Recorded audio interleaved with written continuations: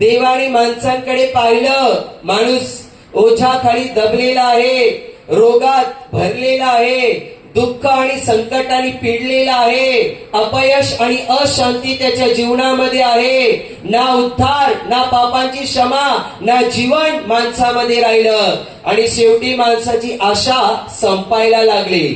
हे सगळं देवाने पाहिलं आणि देवाने काय केलं माहितीये? देवाने त्याचा एकुलता एक पुत्र या जगाच्या कल्याणासाठी, या जगाच्या उद्धारासाठी, या जगाच्या तारणाकरिता या जगामध्ये पाठवलं. म्हणूनच बायबलमध्ये देवाचं वचन म्हणतं, योहानाचं शुभवर्तमान अध्याय 3 वचन 16 मध्ये, देवाने, माणसाने नाही, देवाने जगावर एवढी प्रीती केली, एवढं प्रेम केलं की त्याने आपला एकुलता एक पुत्र दिला.